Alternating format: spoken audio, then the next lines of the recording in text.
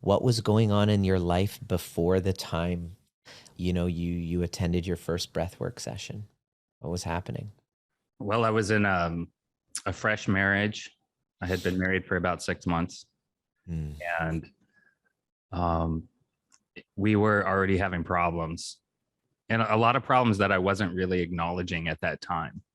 Um, Things that I was, you just got married. You're trying to, you're still hoping for the best.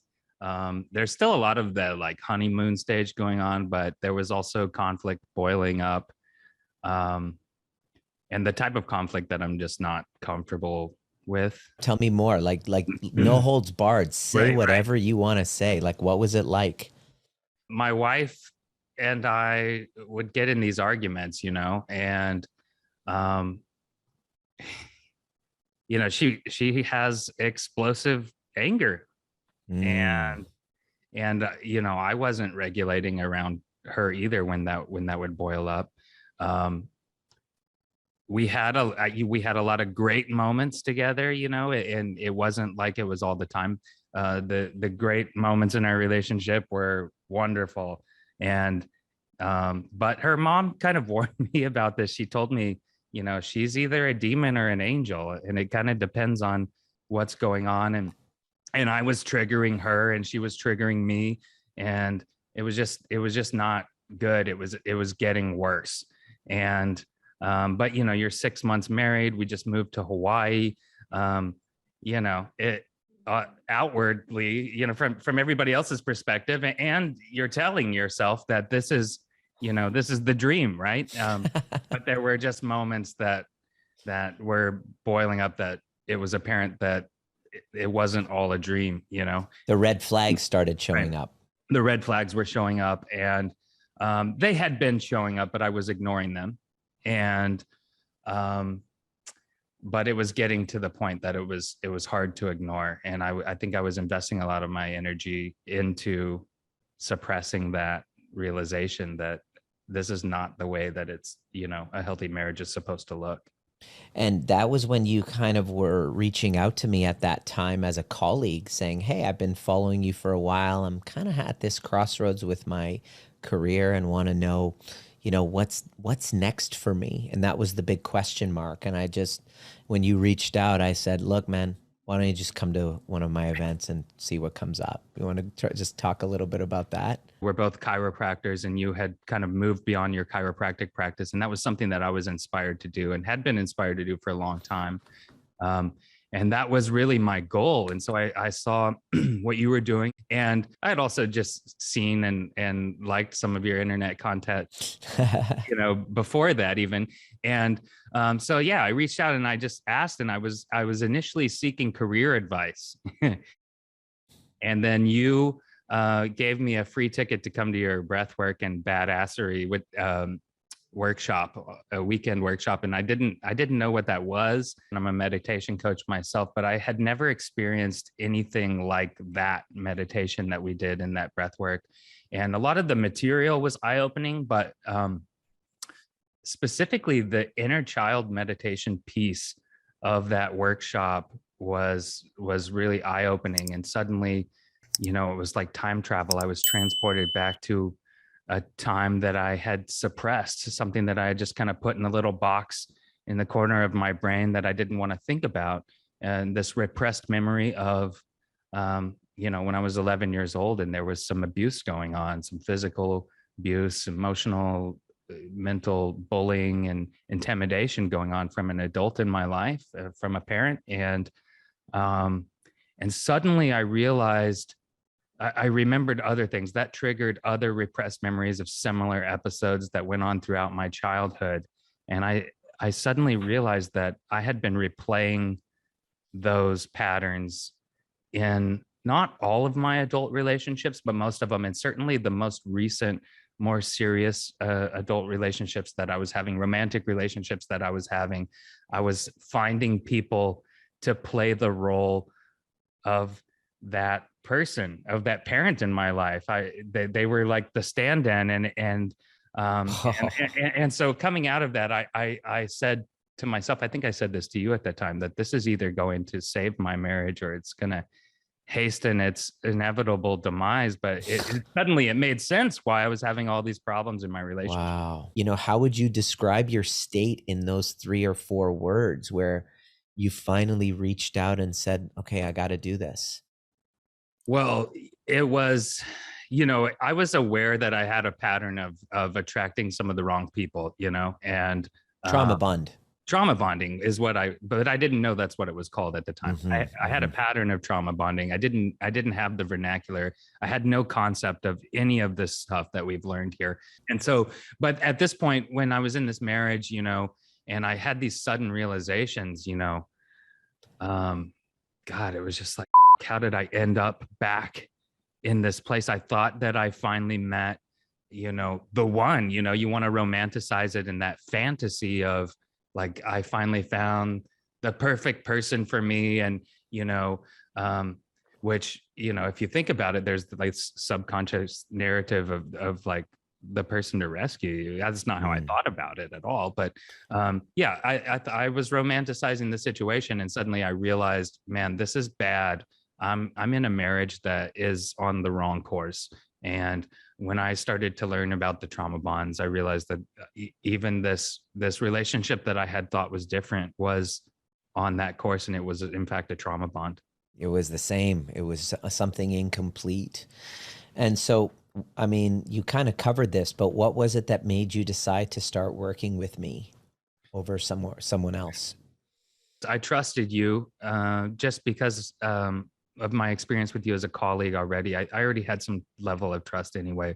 And then after that first workshop, the fact that you really connected me to that place, it felt like 10 years of therapy that we did in that afternoon on a Saturday. And so, I mean, at that point, I knew that this was the work that I needed. There was no question about that. And so what happened since soon as you jumped in? All right. It was, you got to meet, healing trauma bonds. We have to face our resistance. But was there a big breakthrough or any epiphanies that you realized that changed everything for you? In the first one-on-one session that we did, I mean, it was the first one that we did that we really went back to that place that I had when I was 11 years old, when I was in the middle of a family dinner, when suddenly an abusive situation erupted, and we really went back to that place, and you really helped me immediately in that first session to kind of reframe, well, to first uncover the meaning that I had made that mean about me, which is that I'm weak and I deserve to be hit and abused and bullied and intimidated, and that I had blamed my 11-year-old self for that. You think about these situations, and with trauma, it's often about what you make it mean about you. And usually the person who is undergoing, who is receiving the abuse is the one who takes the shame away from it. And I had taken the shame of that situation. I had tucked the memory away where I wasn't thinking about it, but that old tape of that shame, that weakness, I deserve to be treated like this, that was still playing in the background subconsciously. So it was informing my relationship choices and the way that I showed up to those relationships. One of the biggest things that I get, attacked for is that I victim blame. Right. And so here you are, a victim of abuse. And can you just talk about that conversation of, not that it was your fault, because many people will listen and say, oh, are you saying that it was your fault? Can you just go into that about how you noticed yourself repeating these patterns and going, wait, and the conversation of taking responsibility for that rather than blame? Well, there's those old adages about relationships and what's the common denominator. And I had been in 4 different relationships in my life with longer term partners where they got violent with me. And it was the first one. It was when I was young and I was in high school and college, and I dated a girl for 4 years, and she would get violent with me. She would slap me, at different times. She would just freak out. She would throw things, things like that. And then, there was a long period of time where I didn't seriously date people. I was just kind of casual, and that was those jaded Jason years. But then, that violence started to show up again in my last 3 relationships, Interesting. where I had a woman who, punched me in the face uh, and, shoved me and did some different things. And then I ended up in another relationship a year or 2 later. And this woman would freak out and get violent and shove me. And, one time punched me in the face repeatedly until I got out of the car so that she would stop, and followed me outside around the car to punch me some more because Wow. I ate too many of her steak bites. You know what I mean? Oh my It was gosh. always something stupid that would trigger these episodes. And then I found myself in this marriage, and my wife was crossing physical lines. When we get physical and we talk about violence, volatility and violence is reactivity. It's basically when two people get knocked back into a wound and that ability to communicate is lost. Right. And what happens is, what I realize is toxic shame gets triggered and we regress back. Our prefrontal cortex stops working. We go into threat.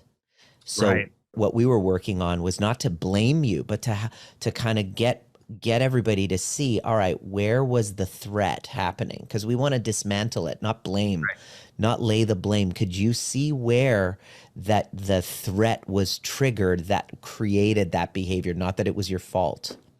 I'm with you on the victim blaming and all of that. What I realized was my wife had grown up being abused and bullied at school, and she would come home, and after getting beaten up at school, and her mother and she would tell her mom, when she's 5, 6 years old, 7 years old, and her mom would just say, if you ever come back and tell me something like that again, I'm going to beat you up some more when you get here. And Mm. and then in my experience, being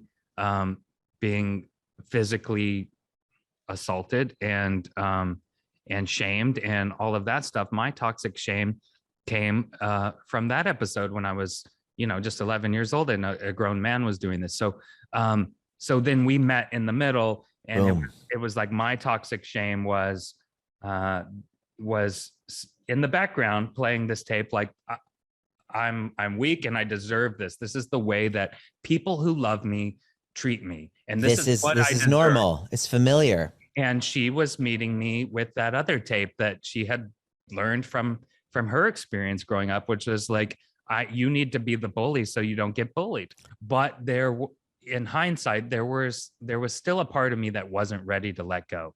And it was that part that wanted to be seen, that wanted to fix her, that wanted to rescue her, that wanted to rescue her so that she could rescue me, so that she could see me and give me that validation that I wanted from that adult when I was 11 years old. And it was just something that took a long time to uncover. But I used my marriage opportunity for me to also work on myself and to go deeper with this work. And it became the container for my own healing. It was really getting to that point where you really realize, and you get a felt embodied sense that this is my attempt to get that 11-year-old that validation from that he needed back then in that situation, from the parents and the the things that happened all the way back then, and that this person is never going to be able to give that to you. And but also getting to the point where I was able to give it to myself, and to see it for what it was, and to see that this relationship was never going to work for that. And at that point, it becomes obvious what the solution is. And so what was your biggest win during the time that we had been working together? My biggest win. I don't tend to do well with favorites and biggest. There's so many wins along the way. I think that making friends with my shadow and these parts that I wanted to avoid, these fearful parts, these shameful parts, I feel like I found a voice inside of myself that that I was lacking, that felt suppressed. and overcoming old resentments, and all of this stuff brings up anxiety in people because this stuff is playing in the background and constantly bubbling up, and you're just trying so hard to resist and suppress these things. um, there are just there's so many people in my life that I've known over the years or been related to have had problems with alcohol and drugs, and just really seeing that a lot of that is that effort to resist and suppress these painful things, these things you're afraid of, these shameful things, and to be able to do that without the need to resist that, to be able to face those things and Mm. show up and to look them in the face. I mean, that, yeah, Yeah, I would say that's huge. that's pretty huge.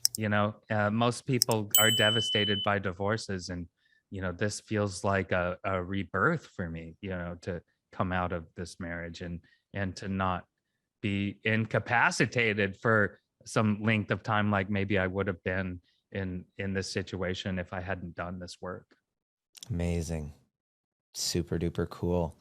So, how do you feel now in 3 or 4 words? What's going on? Are you, where are you at? You're working as a chiropractor. You've now, started, you've just, when we did our facilitators, you were like, I'm in. And so you've been learning how to guide others Right. within your practice and what you're offering. How do you feel now? What are you up to? Yeah, I Uh, feel I feel inspired, and I'm looking ahead and at looking to make some changes. I have been working on course material, and working on coaching others to do this work, and working on putting some courses together, and a business model for that. I Beautiful. Yeah. You want to guide other people who've been through Right, right. the same thing. Yeah, I want to guide other people who have been through the same thing. I realize now I've plugged into some different communities, and I've realized that so many people are dealing with the same kind of thing. And You noticed, that eh? this is just such a gift to be able to offer those people, and what such a great tool that people are asking for. They're wanting something to help them out of these situations and to figure out how to deal with these things. Um, and and so I'm working on putting together my own offer, the tools to help them with that. Beautiful. And so, what would you say to anybody who's kind of watching and they're on the fence and they want to, maybe take that step and they're scared and they're anxious and they're on the fence just the same way you were? What would you say to them about? People don't think about their brain being a muscle. They don't think about um, their heart. Obviously the organ, the heart, is a muscle, but they don't think about their loving heart being a muscle. But these are things that you have to work out and exercise to make them stronger. Because And we didn't learn them growing up. those first reps hurt, and you can't lift very much, and you got to just keep showing up and welcoming that temporary pain, that facilitates the growth. Beautiful. Jason, thank you so much for sharing your story. It's been so cool watching you expand and uh, become a butterfly, if we could use the nature analogy. And I can't wait to see what's ahead for you, brother. Yeah, I think that this process, like, really was the process of, like, reconnecting with myself and Mm, reconnecting with, the me that was buried under, the conditioning and the pain and all the stuff that happens to people. And so, thank you for introducing me back to myself. thank you, man. Big love.